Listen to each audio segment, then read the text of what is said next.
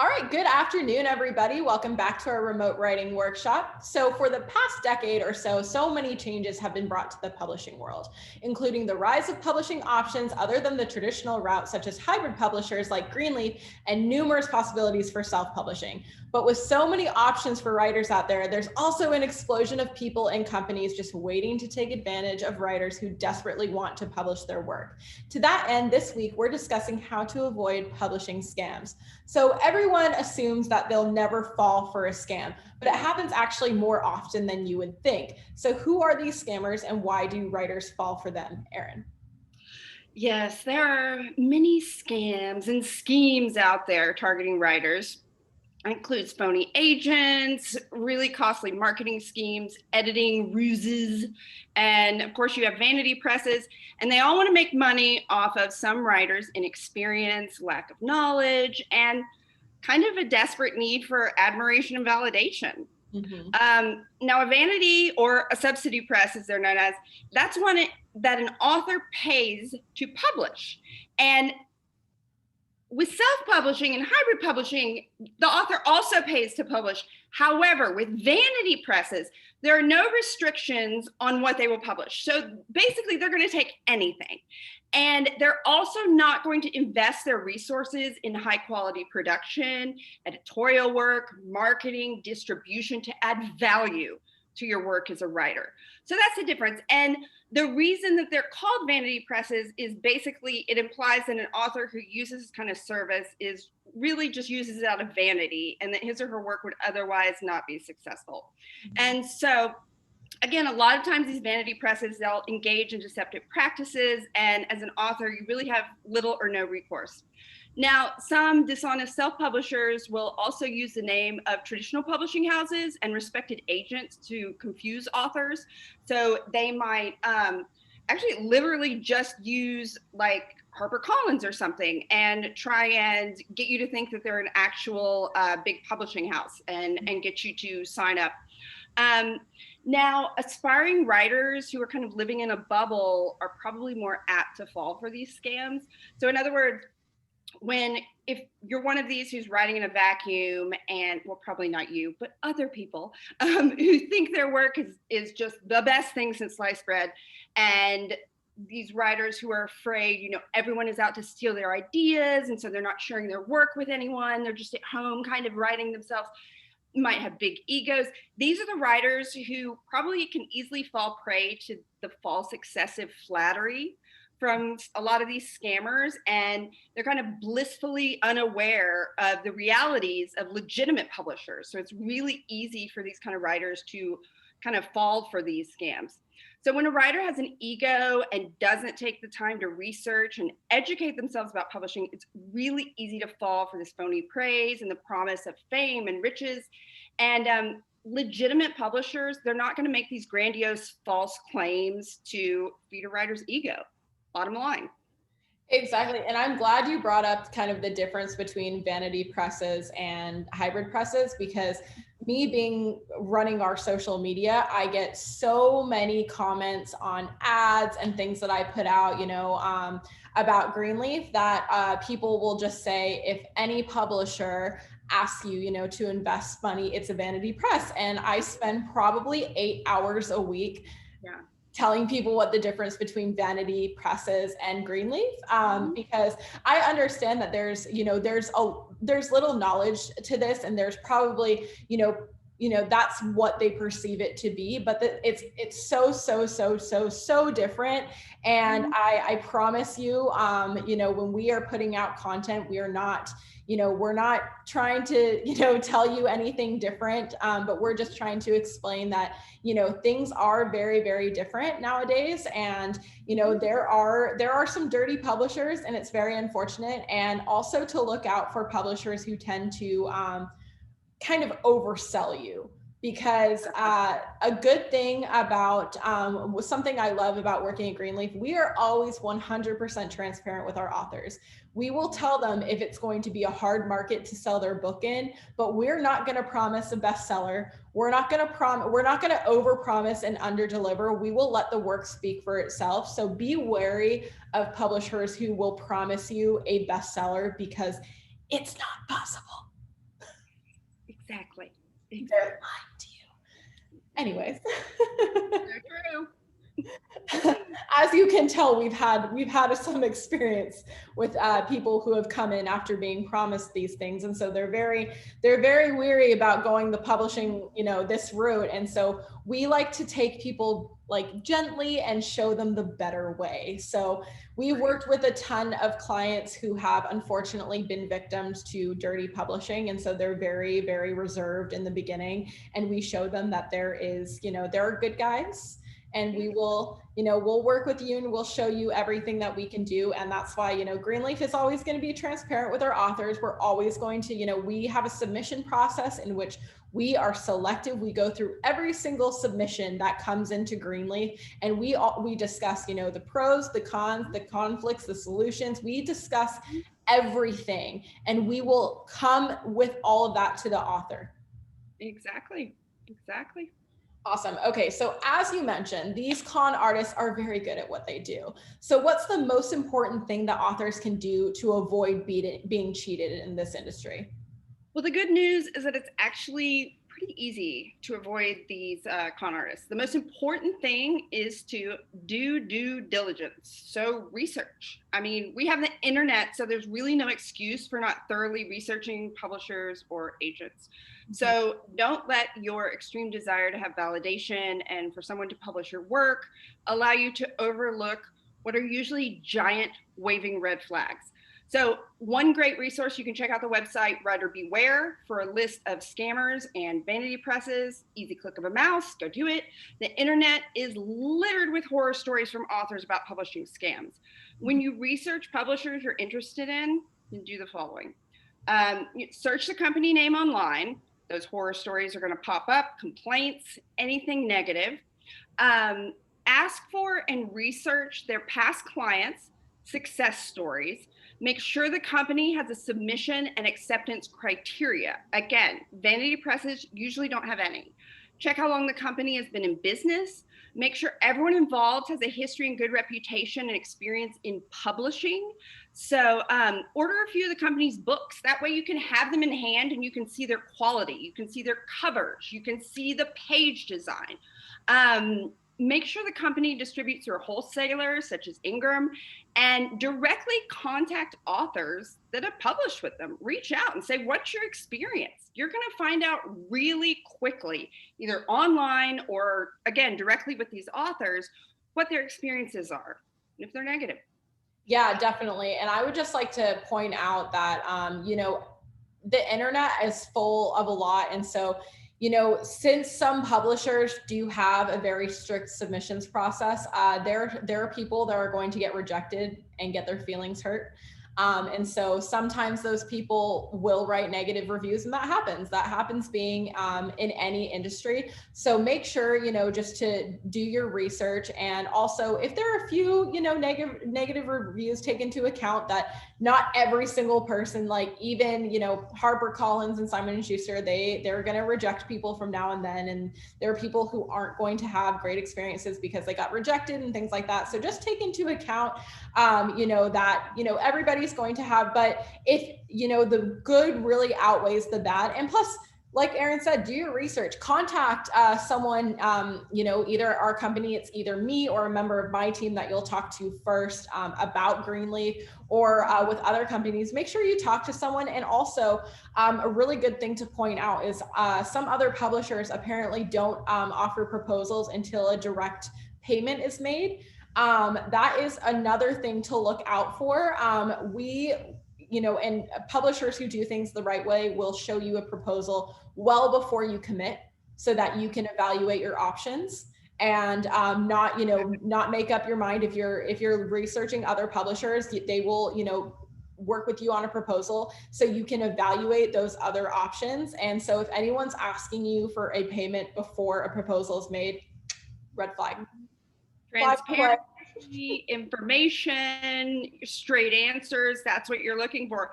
And like you said, there's a difference between someone maybe having a negative experience, oh, I got rejected, and being listed on sites saying I was scammed. I was, so just use your sense and, weigh what it is.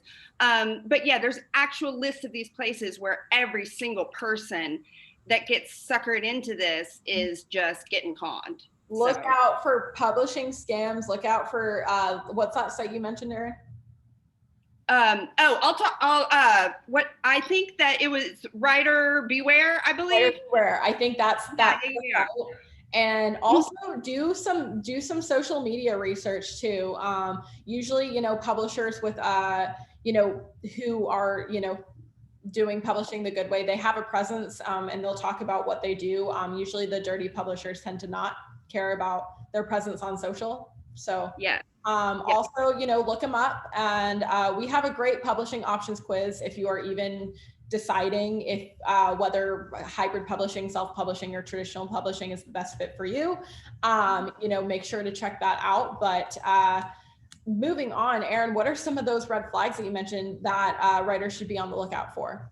So I kind of started listing them all. Yeah, no, we've talked about a few of these, but again, excessive flattery, that's a big one. You deserve the world. You deserve to be published. They must hear your voice. No, you don't deserve to be published. No one needs to hear your voice. I'm sorry. Don't fall for this. I know we all want to hear it. We want people to be realistic with you. As you were mentioning, it's like none of these big promises, those should be immediate red flags. If you go a little bit further and begin speaking to a representative at the publisher, they should be able to, as you mentioned, clearly explain their business model, how payments will work, and if they can't or if it's convoluted, red flag. You want to beware of package marketing deals that cost tons of money, and really it's just one press release. You really want to look into it, see what they're offering you. As you mentioned, if a publisher tries to charge you a reading fee to review your manuscript, no. If a publisher requires you to buy bulk copies of your book, a huge amount, no. Beware of anyone that offers you the bestseller guarantee. No one can guarantee this. Also, something so simple, a publisher should have an address. A phone number, names of real people attached to the company, an updated website, a presence on social media, reviews, books. So you should be speaking to real people, not faceless entities that will just email you and you're talking to someone else every time. You never hear their voice. So you want to know people by name, by title, know what they do, and you want them to be accessible and responsive to you. Also beware of verbal promises that aren't reflected in the contract, and really just go in with your eyes open, because a legitimate company is going to answer all your questions. They're going to be transparent. They're going to want to tell the world about how great they are, which is why they're going to want to be on social media, and they're going to want to get their wonderful name and reputation out there. So yeah, look for all those things. Definitely. And I know we've covered those, some of those earlier on. Sorry, kind of jumped the gun. No, that's good. Make sure you're looking out for all these things, because unfortunately, on being the end of the business I'm on, I talk to all of the first-time authors or all the interested authors in Greenleaf, and I have heard just horror stories of these authors being taken advantage of. So they're very, very, very reserved when they come to us. And just make sure you're doing your research and you're chatting with people who are answering all your questions, are guiding you through the process, who are making things easy for you. And you know what, if something feels off, it's usually because it is. Trust your gut, and if you're talking to someone and it seems scammy, it probably is. If you're getting the feeling that it's not the right direction, definitely steer away from the skid a little bit. Follow that gut feeling, because usually, I don't know about you, but my gut's never wrong, and it will. Exactly. In all aspects of life, go with your gut. It's never wrong. It's always a great warning sign before jumping into something. All right. And I just want to reiterate, as you said earlier, there's absolutely nothing wrong with investing and paying as an author to create a book, to pay professionals who design it, to pay professionals to distribute it, to build your brand, to do all of these things. That's investing in your book. That's completely different than giving someone lots of money to do nothing. Exactly. So two different things. Erin has actually she came from traditional publishing, so she knows this quite well. Any option, so like between traditional publishing, self-publishing, and hybrid publishing, you're going to invest money in all three, because with traditional publishing, you're investing in marketing. They don't offer you marketing support. That's a big myth. They don't offer you marketing support. So you're going to invest in the marketing. With self-publishing, you're going to invest in, getting it edited, getting it designed, but with hybrid, you're going to invest, yes, in the process, but you're investing in the premier quality of the process. You're investing in the top tier designers, the, editors who know exactly what they're doing, the branding, the marketing, like everything that you need.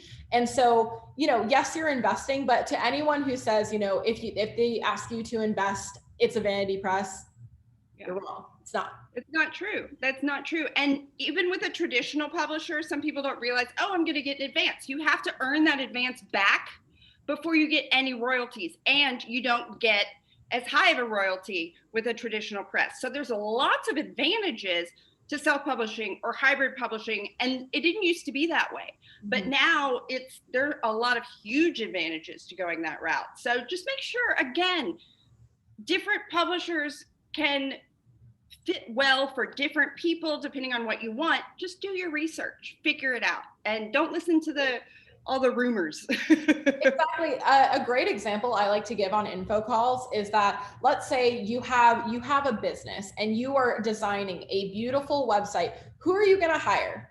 The person who charges the least amount of money with the least amount of credentials, or you want to invest in the premier quality. This is the face of your brand. You're going to invest in yourself, in the premier quality. What would you rather? You know what I mean? It's very, you're investing, but you're investing in the process. You're investing in yourself.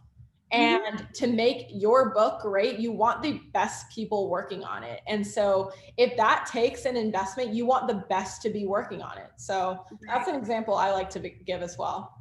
Exactly. And here, at Greenleaf, we have editors who have been in publishing. We have production people who have been in publishing. We have people who are all coming from marketing backgrounds and all of these wonderful things. And so we're bringing this experience to it. So a lot of times at vanity presses, you just have any Yahoo off the street just trying to make some money. So you want to look at that experience as well. So very important. Definitely. All right. So what is oh, wait, no, I skipped one. Hi guys, it's Friday and it's 4. Just a little bit more. Just a little bit more. Okay, so these are all great things to be aware of, although just knowing that people and companies are out there waiting to scam unassuming authors is half the battle. Knowledge is power. Anything else you want to leave us with, Erin? It's so true. Just knowing that there are people out there like this, that's half of it. So just be aware of it. And if you do get a contract, whether it's traditional, hybrid, self, whatever, vanity press, don't do a vanity press. Get a legal professional to review the contract before you sign it. Always smart, no matter what, because you don't want to accidentally sign away your book rights or unknowingly get stuck in some awful situation you can't get out of. So be aware, be smart, be realistic. Don't fall for flattery. Don't be so desperate to publish that you wear blinders. You want to research. And if something seems fishy, it is. Say no. There are more options out there. I promise. Exactly. And also reach out to people. I can't stress this enough, who have published with the company. Reach out to them. A lot of times they are happy. Like here's the tip, reaching out on LinkedIn, people love being reached out to on LinkedIn about their book. If you're like, hey, I picked up your book, like loved it, noticed you published with Greenleaf, thinking of doing the same. What was your experience? They will happily tell you what their experience is. And with any publisher, I'm sure it's the same way, but I've heard from multiple other authors, they love when people reach out on LinkedIn. They love it. Yeah, and get the books in hand, or if it's an ebook, like look at them online. See the quality for yourself, because if you get something and it's all janky looking, I mean, you need to see it for yourself and see what the company is producing. The proof is really in the pudding. And so get a couple books from the bookstore of the different publishers you're looking at and just review the quality of it. And also, I'd like to say that any publisher without a legal team, red flag. Yes, that's a good one. Thank you. All right. So, Erin, what is our assignment for this week? Sorry, almost Yeah. right to the end. Yeah, no, this is an easy one. So go on the website I mentioned earlier, Rider Beware, or another site, but I think that's a great one, and research some of the companies that are currently known for scamming riders. You could read about tactics because it offers a description about some of the, ways that they'll lure in riders, and just familiarize yourself with these red flags. And you'll also, of course, see those company names. So if, God forbid, you encounter one of those places, you will know, they were on the list. So just go through there. There's tons of information. There's lots of anecdotes from other authors, and just get familiar with what's out there, what could happen. And there's also great, other definitions and resources on there, so you can familiarize yourself with other aspects of publishing. So get on Rider Beware and check it out. Definitely. Awesome segment today, Erin. Thank you for all of that insight. We love protecting people from publishing scams. We also just put out a podcast on this topic, and one of our consultants, Justin Branch, covers a whole lot of information in like a 40-minute podcast. So if you're looking for a little bit more information than what we gave you today, if you just want to research a little bit more, I will link this in the bottom, the podcast that we just did. But definitely, check out your options. Be aware, as long as you're aware that this stuff does happen, it is going on. Do your research. Social media and the internet is great for finding things out. We all have an inner FBI, so go out there and do your research and find things out for yourself, because I promise you will, you'll know. And if your gut is telling you things are, they seem off, they probably are. So again, trust your gut. Reach out if you have any questions, and we will see you guys next time. But I just want to throw out again, we love hearing y'all suggestions. So if you have anything that you would like us to cover in this segment, definitely send us a DM on Instagram, and we will do our best to cover it. Or if it's a shorter, if it's something we can cover in just a social media post, we'll do that. Or if it's something we can fully cover in a full remote writing workshop, we are happy to do that as well. So this segment is for you guys. It's to answer all your questions. It's to help you in any way we can. So make sure you are sending us your suggestions, because we can't wait to hear them. Absolutely. All right. Bye, everybody. Bye.